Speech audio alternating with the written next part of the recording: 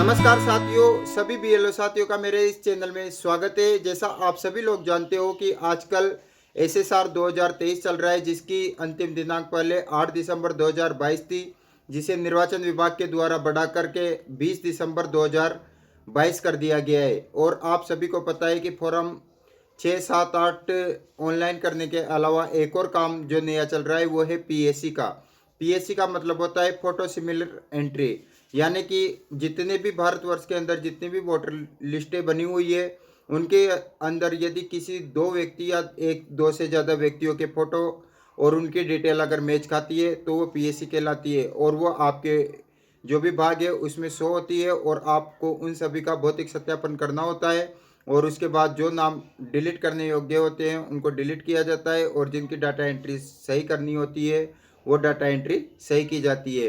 तो सबसे जो पहले जो हम इस वीडियो में पीएससी के बारे में जानेंगे वो 3 स्टेप में जानेंगे। सबसे पहले जो स्टेप है, निर्वाचन विभाग के द्वारा जितने भी पीएससी है किसी विधानसभा क्षेत्र की, वो सभी ईआरओ को आवंटित की जाती है। और ईआरओ जो जितने भी पीएससी होती है उसकी आईडी पे शो होती है, और उस आईडी से ईआरओ संबंधित बीएलओ के गरुड़ा ऐप पर या ईआरओ नेट चेकलिस्ट के द्वारा उनको आवंटित करता है। इसके बाद में जो सेकंड स्टेप होती है वो होती है बीएलओ के द्वारा गरुड़ा ऐप या भौतिक सत्यापन के द्वारा पीएससी का भौतिक सत्यापन करना। तो इसमें क्या होता है दोस्तों, अगर ईआरओ नेट के द्वारा डायरेक्ट गरुड़ा ऐप पर आपको पीएससी आवंटित की जाती है या भेज दी जाती है तो आपको किसी भी प्रिंट आउट की ज़रूरत नहीं होती है। आप डायरेक्ट उस व्यक्ति के पास मौके पे जाते हो और उसका भौतिक सत्यापन करते हो और गरुड़ा ऐप पर ही ऑनलाइन रिपोर्ट करते हो। लेकिन यदि ईआरओ नेट के द्वारा या ईआरओ स्टाफ के द्वारा पीएससी आपको गरुड़ा ऐप पर नहीं भेजकर ईआरओ नेट पर भेजी जाएगी, तो उस स्थिति में दोस्तों आपको एक प्रिंट आउट दिया जाएगा, और उस प्रिंट आउट का भौतिक सत्यापन करना है और उस पर आपको मैनुअली रिपोर्ट करनी है, और ईआरओ ऑफिस यानी एसडीएम ऑफिस में वापस से आपको जमा कराना पड़ेगा। इसमें सबसे short and sweet method Garuda app का है, जिसमें ना तो प्रिंट आउट की ज़रूरत होती है ना ही हमें मैनुअली रिपोर्ट की। जो भी हमें करना होता है हम ऑनलाइन रिपोर्टिंग के द्वारा कर देते हैं। अब जो तीसरी स्टेप इसमें होगी दोस्तों, उसके अंदर क्या होता है, जैसे ईआरओ ने बीएलओ को आवंटित कर दिया, बीएलओ ने भौतिक सत्यापन कर दिया। अब तीसरी जो रिपोर्ट होती है ईआरओ के द्वारा जो चेकलिस्ट होती है उसको प्रोसेसिंग करना। इसके अंदर जो जो गरुड़ा या भौतिक सत्यापन के द्वारा जो बीएलओ द्वारा रिपोर्टिंग की जाती है उसकी पालना करवाई जाती है। यदि बीएलओ कहता है कि 2 एंट्री के अंदर एक एंट्री सही है और एक एंट्री गलत है और इसे डिलीट किया जाए, तो ईआरओ स्टाफ के द्वारा एक एंट्री को डिलीट करने के लिए डायरेक्ट फॉर्म 7 जनरेट किया जाता है। यदि बीएलओ कहता है कि एक एंट्री सही है और एक एंट्री में डाटा एंट्री या फोटो गलत है तो उसको उस प्रविष्टि को सही किया जाए, तो इस स्थिति में ईआरओ स्टाफ के द्वारा फॉर्म 8 उसका जनरेट किया जाता है और प्रविष्टि सही की जाती है। तो ये तो हो गई प्रोसेस की बात कि हम पीएससी का कैसे निस्तारण करते हैं। अब दूसरी जो सबसे बड़ी दिक्कत आजकल बीएलओ को आती है उस पर हम चर्चा कर लेते हैं। इसमें 3 तरह की पीएससी आती है। पहली पीएससी आती है विथ इन पार्ट, दूसरे नंबर की पीएससी आती है विथ इन एसी, और थर्ड नंबर की पीएससी आती है विथ इन इंडिया लेवल की। मतलब इसमें क्या होता है, विथ इन पार्ट के अंदर जो पहली नंबर पे हम चर्चा करते हैं, विथ इन पार्ट के अंदर दोस्तों जैसे एक ही भाग के अंदर यदि 2 मतदाता ऐसे हैं जिनकी फ़ोटो मिली हुई है या उनकी एंट्री एक जैसी है तो उसे हम विथ इन पार्ट पीएससी करते हैं। इसके अंदर बीएलओ को ज़्यादा मशक्कत नहीं होती क्योंकि दोनों वोटर या 2 से अधिक वोटर उसी के पार्ट के होते हैं और उनका भौतिक सत्यापन करके वो आसानी से रिपोर्ट दे सकता है कि उसमें से अगर सारी सही है तो वो ये भी बता सकता है, अगर एक डिलीट करनी है तो वो भी बता सकता है, और अगर एक में डाटा एंट्री प्रविष्ट शुद्ध करनी है तो वो भी बता सकता है।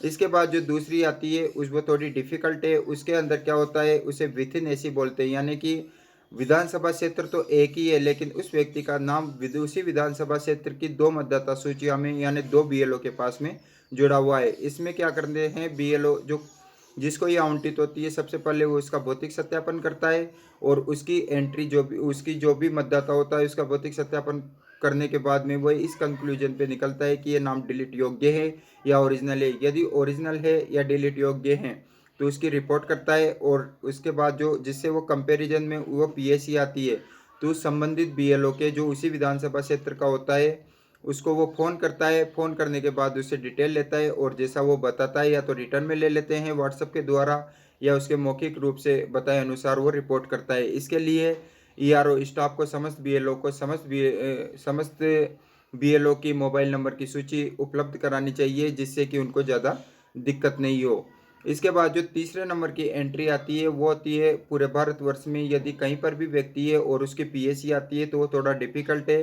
इस इसके अंदर मैं इतना ही कहना चाहूँगा कि आप उस व्यक्ति से पूछ लीजिए कि उसका नाम कहीं दो जगह तो नहीं जुड़ा हुआ है। यदि दो जगह जुड़ा हुआ है तो एक नाम अगर वो स्वतः डिलीट करा देता है तो कोई दिक्कत ही नहीं है, लेकिन वो कहता है कि मेरा नाम तो केवल एक ही जगह जुड़ा हुआ है, तो उस जुड़े हुए नाम को वह ओरिजिनल या जो भी वो बताता है उसकी रिपोर्टिंग कर सकता है। और दूसरा जो पार्ट है या तो वो ईआरओ को बता सकते हैं ये, या फिर उस दूसरे मतदाता की जो उनकी वोटर लिस्ट या उनके विधानसभा क्षेत्र में नहीं आ रहा है उसके लिए ईआरओ को नहीं बता पाते हैं, तो डायरेक्ट आप उसमें नो सच इन्फॉर्मेशन करके भी आगे बढ़ सकते हो और अपनी पीएससी का निस्तारण कर सकते हैं। तो अब हम जानते हैं स्टेप बाय स्टेप कि पीएससी का निस्तारण किस तरह से किया जाता है। तो ये देखिए, ये है पहला पार्ट। तो साथियों, निर्वाचन विभाग के द्वारा जितने भी पीएसई यानी फोटो सिमिलर एंट्री है वो ईआरओ आपके इलेक्टोरल रजिस्ट्रार ऑफिसर की ईआरओ नेट की आईडी पे भिजवा दी गई है। जैसे ही ईआरओ अपने ईआरओ नेट को खोलेगा तो वहां पे स्यूमोटो एक्शन के अंदर ये पीएससी का ऑप्शन आएगा। पीएससी का मतलब फोटो सिमिलर एंट्री का ऑप्शन आएगा। इसमें दो ऑप्शन आएंगे, चेक लिस्ट जनरेशन और चेक लिस्ट प्रोसीजिंग। यानी जितने भी पीएससी है उन सबको पार्ट वाइज चेकलिस्ट जनरेट की जाएगी, जिनको ईआरओ नेट के द्वारा या तो प्रोसेस किया जाएगा या गरुड़ा के द्वारा प्रोसेस किया जाएगा। और जो चेकलिस्ट जब जनरेट हो जाएगी तो उनकी प्रोसेसिंग की जाएगी कि उनके फॉर्म 7 से नाम डिलीट करने हैं या 8 से शुद्धिकरण करने हैं। इसके बाद चेकलिस्ट जनरेशन में हम जाएंगे। चेकलिस्ट जनरेशन के अंदर जो भी जिस भी पार्ट की हम चेकलिस्ट जनरेट करना चाहते हैं उस पार्ट की चेकलिस्ट जनरेट करने के लिए उस पार्ट को सिलेक्ट करते हैं। यहाँ पर असाइन टू के अंदर देखिए दोस्तों, दो ऑप्शन आते हैं। पहला ऑप्शन आता है कि आप असाइन ईआरओ नेट को कर रहे हो या गरुड़ा को कर रहे हो। अगर आपने डायरेक्ट ही गरुड़ा के करते हैं तो बीएलओ के गरुड़ा ऐप पे ये पीएससी बोलने लग जाएगी। अगर ईआरओ नेट पे आप असाइन करते हो तो ईआरओ नेट पे असाइन करने के बाद ईआरओ नेट से बीएलओ को चेकलिस्ट देनी पड़ेगी और वो जाके उसका भौतिक सत्यापन करेगा और उसके बाद फिर चेकलिस्ट वापस से अपलोड होगी। देखिए इस प्रकार की चेकलिस्ट ईआरओ नेट से निकलेगी। इसमें जिस भी पार्ट का मतदाता होगा उसकी डिटेल ऊपर आ जाएगी कि उसका नाम क्या है, रिलेशन का नाम क्या है, जेंडर क्या है, फोटो क्या है, और इसके बाद नीचे जिसके साथ भी इसकी फोटो से मिल रही एंट्री होगी उसकी डिटेल आ जाएगी। और जब आप दोनों मतदाताओं में जो भी जिसको भी जानते हो उसके पास जाओगे तो यहाँ पर ए और बी दो ऑप्शन आएंगे। अगर दोनों आपके पार्ट से या विधानसभा क्षेत्र के होंगे तो वहां पर रिपोर्ट कर दी जाएगी। इसमें अगर दोनों ओरिजिनल है तो ए बी में ओरिजिनल किया जाएगा फॉर्म 7 के और अगर वो डुप्लीकेट है या नाम डिलीट करने हैं तो फॉर्म 7 भरेंगे और व्यक्ति अलग अलग है लेकिन उनके मान लीजिए डाटा एंट्री में त्रुटि है तो फॉर्म 8 भरेंगे। तो ये इस प्रकार से चेकलिस्ट जनरेट होगी और उस चेकलिस्ट को बीएलओ संबंधित भौतिक सत्यापन करके भरेगा। अब जैसे हमने सारे जितने भी ये फॉर्म्स है ये गरुड़ा पर आवंटित कर दिए हैं। तो देखिए ये है बीएलओ के गरुड़ा ऐप। जब इस पे के ऊपर डैशबोर्ड के पास तीन लाइनें, इस पे क्लिक करोगे तो फोटो सिमिलर एंट्री का ऑप्शन आएगा। यहाँ पर देखिए दो पीएससी का ऑप्शन आ रहा है, एक पे हम क्लिक करते हैं तो ये देखिए जिस भी बीएलओ का गरुड़ा ऐप चल रहा है उसी के अंदर जो ये डाटा एंट्री होगी उसकी पहले पीएससी है उसी के भाग की आएगी। इसमें चार ऑप्शन आ रहे हैं, ओरिजिनल, एब्सेंट, सेप्टेड, डेड, और एक जो लास्ट का ऑप्शन आ रहा है फोटोग्राफ या डिटेल्स नोट मैचिंग। अगर ओरिजिनल डाटा एंट्री है कुछ भी नहीं करना तो यहाँ पर रिमार्क में ओरिजिनल लिखेंगे। एब्सेंट, शिफ्ट और डेट का केस है तो यहाँ पर रिमार्क में हम जो भी एब्सेंट, शिफ्ट, डेट लिख के फॉर्म 7 इसका भरेंगे और फॉर्म 7 पे क्लिक करेंगे। और फोटोग्राफ या डिटेल नोट मैचिंग का ऑप्शन है, यानी डाटा एंट्री में ही त्रुटि है या फोटो गलत लिखा हुआ है, लगा हुआ है, तो इस पर क्लिक करके उसका फॉर्म 8 हम भरेंगे। देखिए ये जो हमारे पास ये मतदाता है, इसमें बीएलओ का खुद का मतदाता है, तो इसके बारे में उसे ज़्यादा जानकारी लेने में ज़्यादा प्रयास भी नहीं करना पड़ेगा और आसानी से इसका काम हो जाएगा। अब जो दूसरी दिक्कत आएगी वो ये देखिए, जब इसे प्रोसीड करेंगे तो ये नहीं लेगा और ये बोलेगा कि इसके साथ जो दूसरी डाटा एंट्री है उसका भी आप वेरिफिकेशन करो, क्योंकि पीएससी साथ में एक या एक से अधिक लोगों के साथ जब डाटा एंट्री मिलती है तभी आती है। तो मैं देखिए एक और केस लेता हूँ। ये दूसरा केस खोल के देखा है, लेकिन हम वापस से पहले केस पे जाते हैं। तो इस पे जो पहला ये है, जिस भी बीएलओ का ये मतदाता है वो तो ओरिजिनल लिख देगा। अब जब इधर राइट साइड में आप स्वेप करोगे तो उसकी दूसरी डाटा एंट्री आ जाएगी। इसके साथ ये इस व्यक्ति के साथ ये फोटो सिमिलर एंट्री हो रही है। तो इस अगर ये डुप्लीकेट है, अगर आप उससे पूछते हो कि ये डुप्लीकेट है या सही है, तो वो उसमें भरोगे। और अगर नो इन्फॉर्मेशन, अगर आपके पास कोई इन्फॉर्मेशन नहीं है तो नो इन्फॉर्मेशन करोगे। ध्यान रखना, अगर एक ही विधानसभा क्षेत्र का व्यक्ति है तो आप दूसरे बीएलओ साथी से फोन करके उस व्यक्ति की डिटेल ले लीजिए। अगर बाहर की विधानसभा क्षेत्र का व्यक्ति है तो नो इन्फॉर्मेशन करके और आपका जो मतदाता है उस पे जो ओरिजिनल रिपोर्ट करके आप सबमिट कर दीजिए। अब देखिए ये एक ही पार्ट में दो व्यक्ति जुड़े हुए हैं। तो देखिए इसकी पहली डाटा एंट्री के अंदर जो भी है, जैसे ये ओरिजिनल है तो मैं ओरिजिनल लिख देता हूँ। ओरिजिनल का मतलब है इस डाटा एंट्री में किसी भी प्रकार की कोई कमी नहीं है। अब जब स्वेप करके दूसरी डाटा एंट्री लेता हूँ, देखिए 189 के 968 में इसका नाम जुड़ा हुआ है।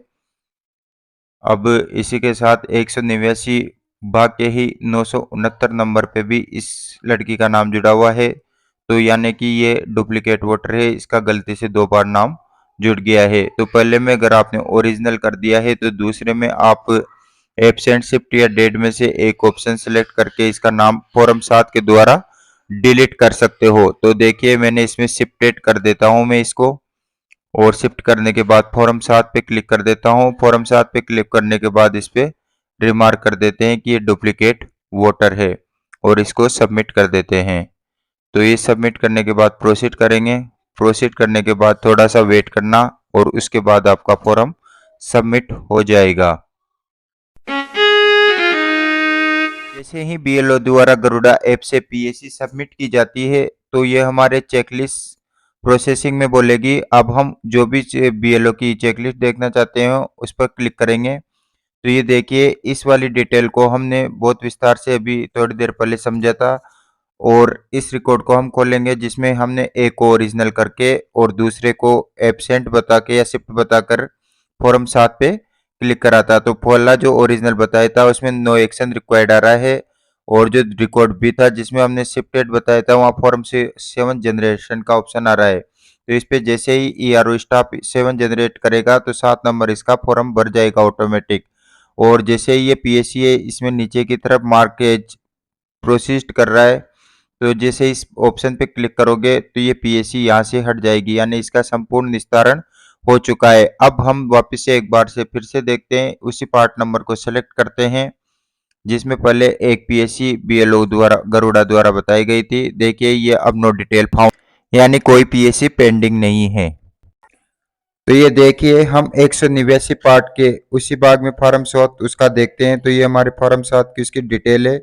जैसे ही इसका डिस्पोजल किया जाएगा तो डुप्लीकेट वोटर आपसे हट जाएगा और ये पीएससी कभी भी दोबारा से उस बीएलओ या संबंधित बीएलओ के खाते में नहीं बोलेगी। इस फॉर्म 7 के निस्तारण के बाद ही इस पीएससी का कंप्लीट निस्तारण समझा कि पीएससी का निस्तारण किस तरह से किया जाता है, और मैं समय समय पर आपके लिए वीडियो बनाता रहता हूं।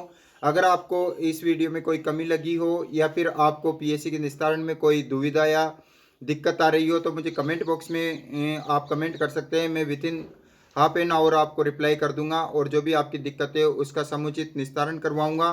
तो अगर आपको मेरा ये वीडियो अच्छा लगा हो, पसंद आया हो, तो इसे लाइक करें, शेयर करें और सब्सक्राइब करें, और मेरे चैनल को ज़रूर सब्सक्राइब करें। Thanks for watching.